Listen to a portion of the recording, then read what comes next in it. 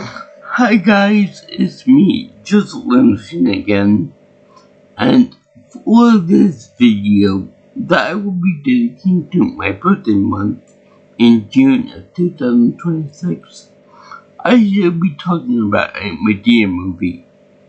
And let's be honest, this is my favorite one of the whole bunch so far, in that it's animated, meaning that it's a cartoon.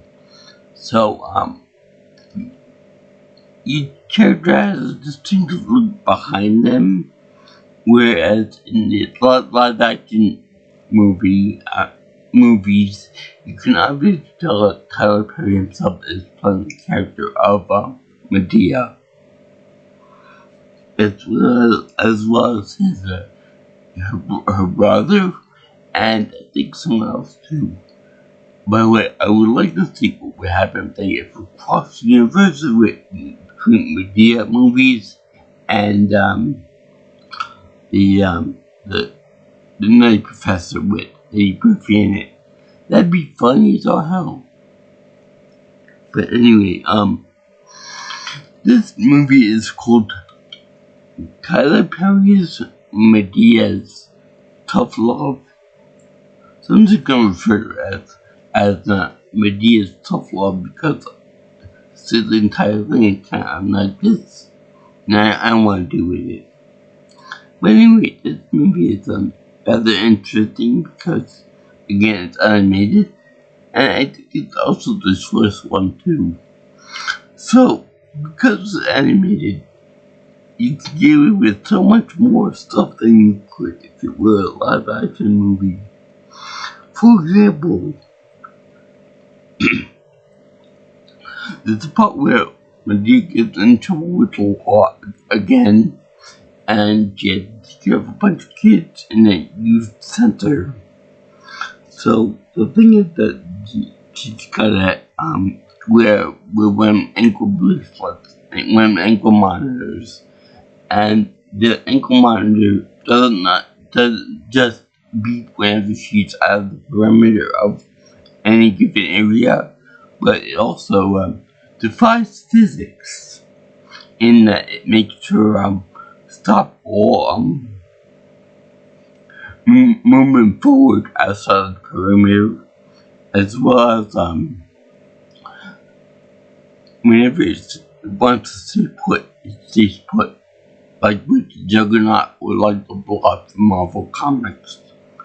What I mean by that is that at one point in the cartoon, Madea grabs onto a moving car trying to coax this thing into letting her move forward with the plot of the story, and it ends up going so far as to have her do the stretchy fingers and stretchy arms just to make sure this thing doesn't go anywhere outside the perimeter of her house. So that's pretty funny. And besides the yak that we get from Madea herself, we also get lovely jokes from her brother too. For example, later on the judge puts her under house arrest. So the guy says, "Oh no, it's torture for me. No, I don't want to deal with it." It's a punishment for the guy as well as Madea because he don't want to deal with his sister for so long. Even though she can be annoying and she is his beloved sister, Joel.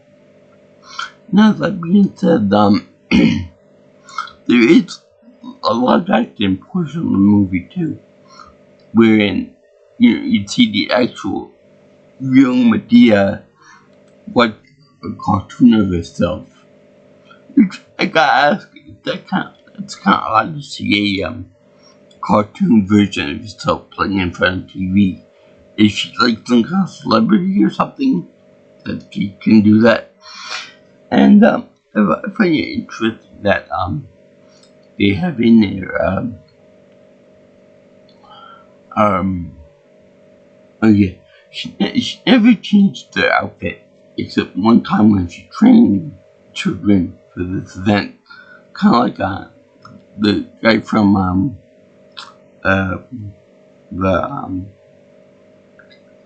the box game Mike Tyson's Punch Out. She's like the train from there, where she wears the pink jumpsuit.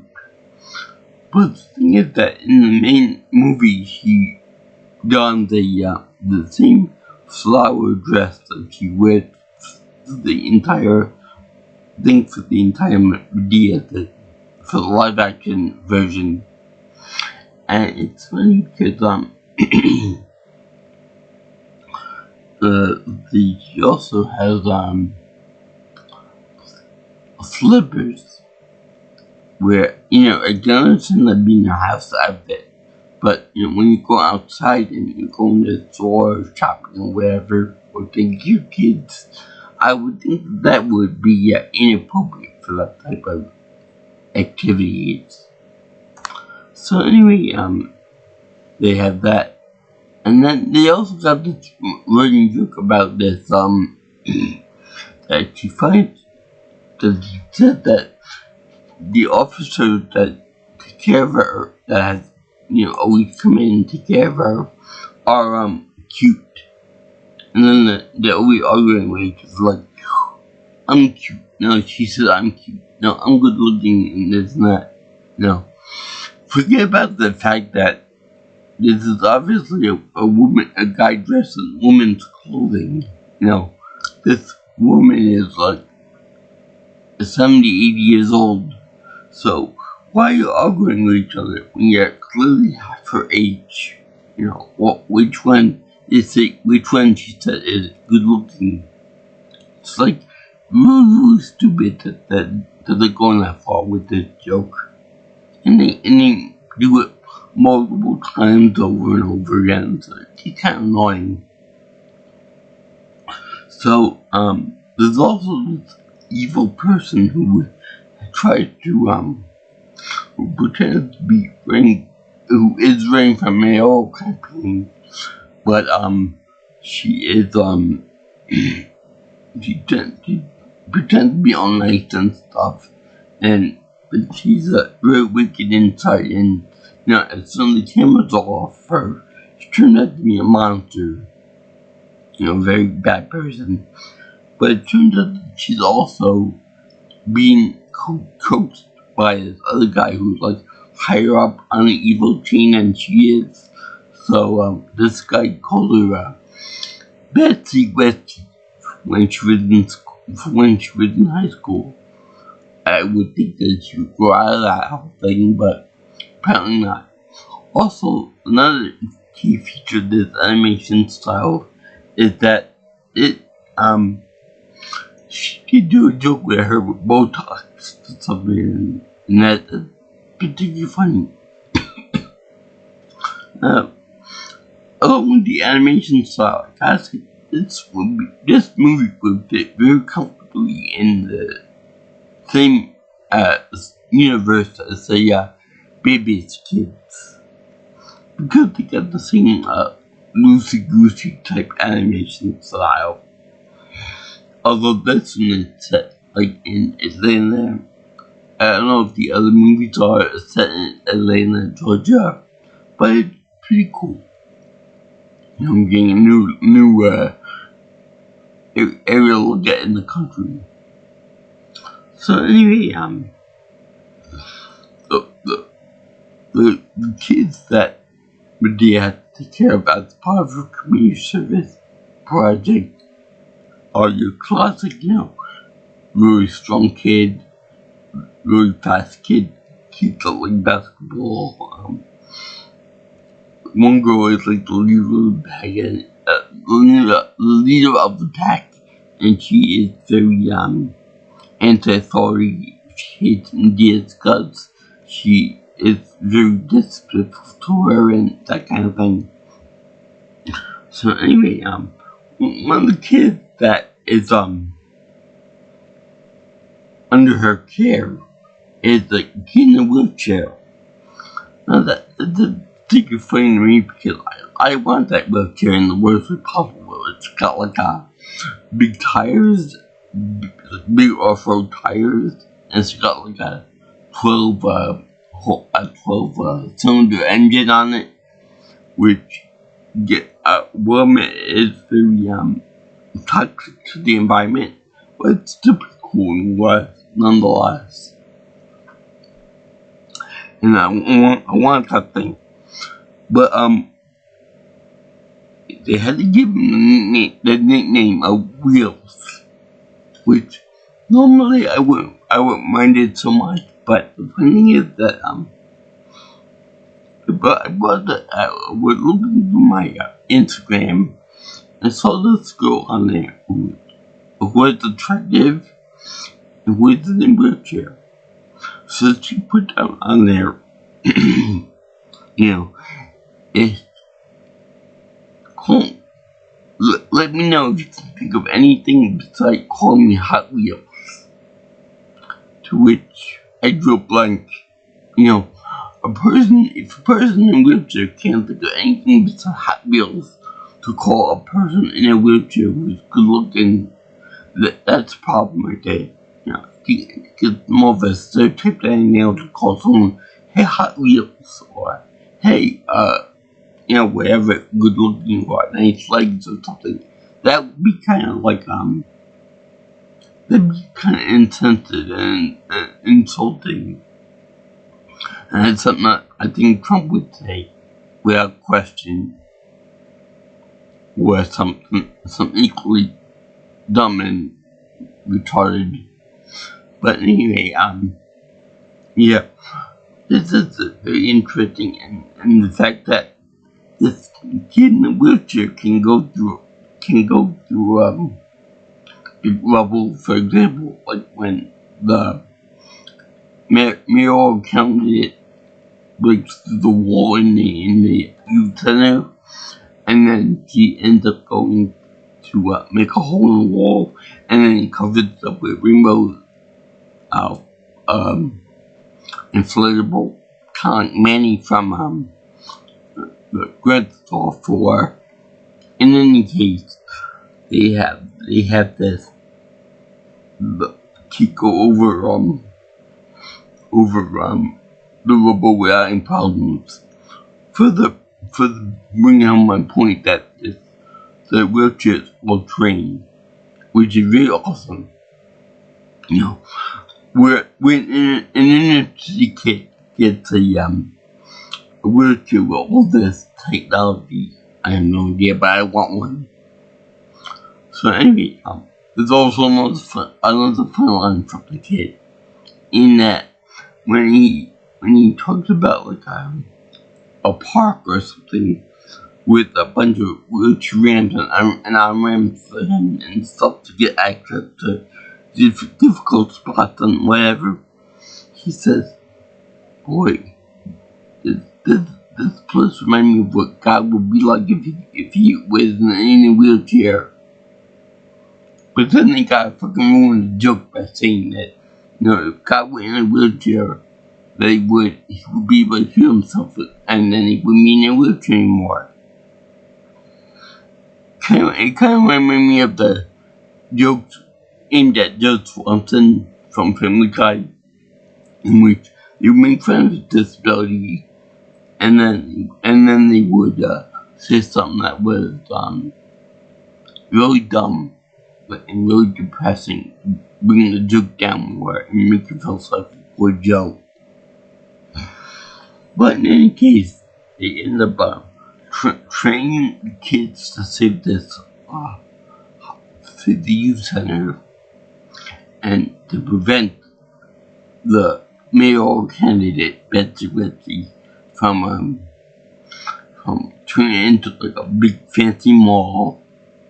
I feel like that plotline has been used so many times in movies, but I guess it's okay for this.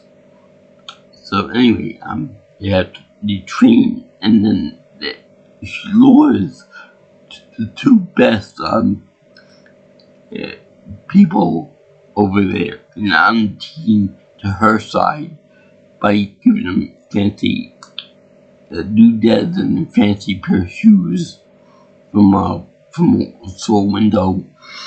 But these shoes actually enhance the girl's learning ability. And it's very, and when Madea reveals these shoes, what they do to enhance the kids' abilities, it resembles,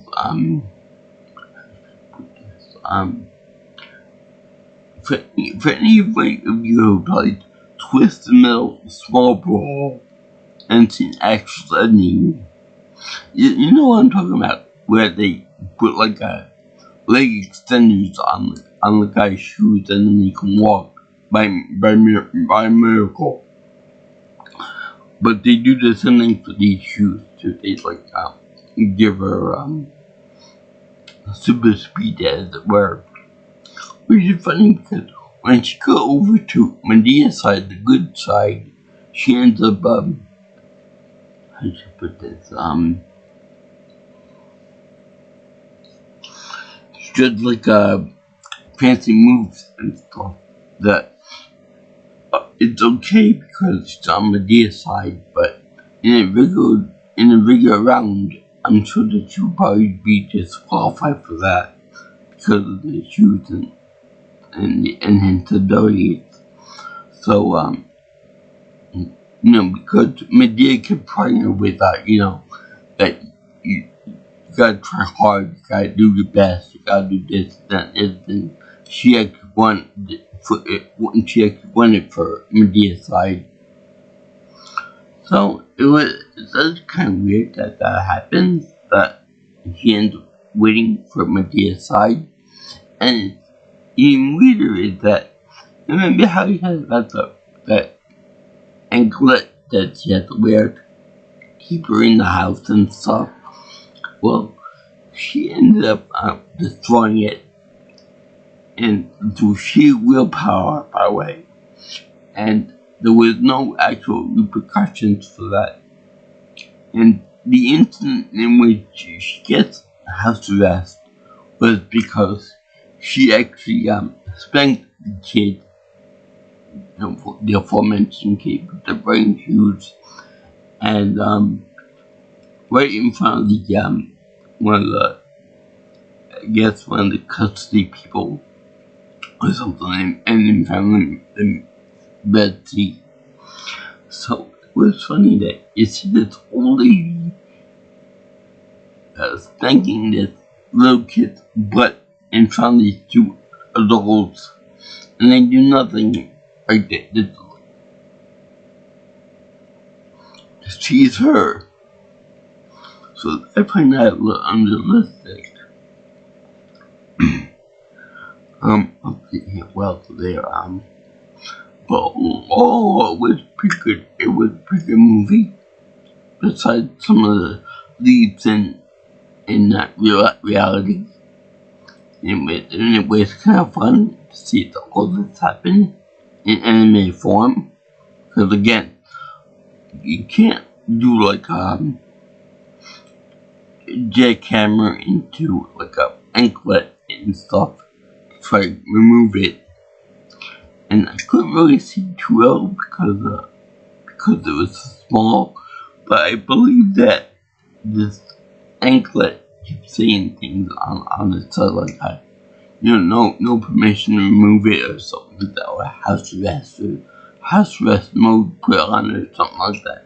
I know there was like a happy face and a sad face to it too, like on the monitor set by the judge, which I can't think of what the name of what the name of the judge was, but it's pretty cool, pretty funny. And this whole movie was funny, especially when Betsy didn't see no more, and we never actually see or know what the name of that guy is that controlled her is. So I'm assuming that he probably got what he deserved in the end. And that maybe she got recorded saying, I hate these people and all that stuff, so it worked out all in the end. And then the kids actually do respect Madea or I should say Mabel is her name. Mabel, forgot her last name offhand. They do call it Mabel. So I don't know where Madea comes from. So anyway, I like this movie a lot. I am not sure why I like it, but I do like it. Anyway, I'd like to thank you for watching my video on Madea's Tough Love. I will put the link for that movie in the description below. In the description below. And I enjoyed this movie quite a bit. I did this for my birthday month in June of 2026. I give this much more than I would give the other Madea movies a happy face to pull, because if you wore these glasses, you'd be really cool. But also another thing, I don't know if they do it in the other Madea movies or the other branching Madea movies, you know, the ones that are just on the tangent Madea movies. But they had a flashback to when Madea was really little peanut butter rather than a big whole brute. And I actually enjoy that. I don't know why, but I enjoy it. Maybe seeing a different side of Madea and why she became such a miserable old bat now. But I enjoy it.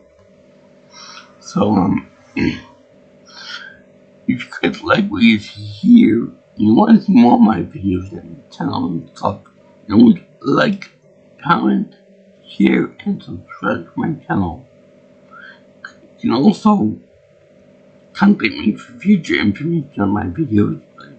Call me or texting me at 631-707-3707. Or if you want, you can always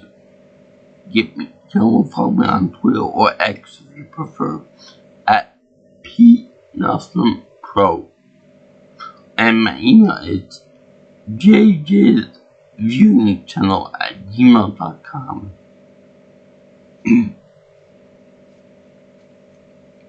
So, I salute all you Madea lovers out there.